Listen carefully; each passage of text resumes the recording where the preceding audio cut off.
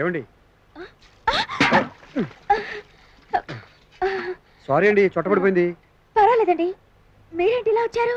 ఏమి లేదండి, మీతో ముఖ్యమైన విషయం మాట్లాడాలి. నేను మీకు ముఖ్యమైన విషయం చెప్పాలి. ఓకే, లేడీస్ ఫస్ట్ అన్నారు కదా, మీరే చెప్పండి. నేను ఇంటర్వ్యూకి హైదరాబాద్ వచ్చి తిరిగి వస్తుండగా ఆటో చెడిపోయింది. ఒక పక్క వర్షం. అవునవును, మీ గురించి ఆలోచిస్తూ నేను తడిచాను ఆ వర్షంలో. ఆ వర్షంలో ట్రైన్ టైం అయిపోతుందని ఓ వ్యాన్ వస్తుంటే లిఫ్ట్ అడిగాను. అప్పుడు హలో బిందె బిందె, నిన్ను కదరా, నువ్వు ఇంకా బయలుదేరలేదా? అమ్మాయి నీకు నాన్నకి అమ్మకి నచ్చిన తర్వాత నేనెందుకు అక్కడికి రావడం? నాకు నచ్చడం కాదురా, నీకు నచ్చి నువ్వు ఓకే చేస్తేనే నా పెళ్లి. మన కండిషన్ మర్చిపోయావా? అది కాదురా, ఇక్కడ పనులవి.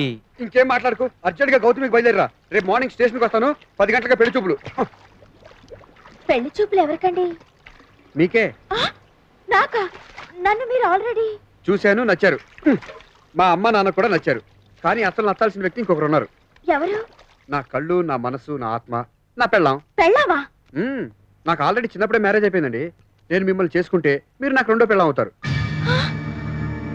కంగారు పడకండి, పెళ్ళాం అంటే నా ప్రాణ స్నేహితుడు, మగాడు. ఈ ప్రపంచంలో నాకెవరైనా వాడి తర్వాతే. రేపు పెళ్ళైనా కూడా ఈ గుండెల నిండా వాడే ఉంటాడు. భయపడకండి, కార్నర్లో మీకు కాస్త ప్లేస్ ఉంచాలండి. ఇంతకీ నేను చెప్పే ముఖ్యమైన విషయం ఏంటంటే, రేపు పెళ్లి చూపుల్లో వాడు మిమ్మల్ని చూస్తాడు. వాడికి నచ్చితేనే నా భార్య పోస్ట్ ఇస్తాను, లేదంటే ఆఫీస్లో ఏజెంట్ పోస్ట్ ఇస్తాను.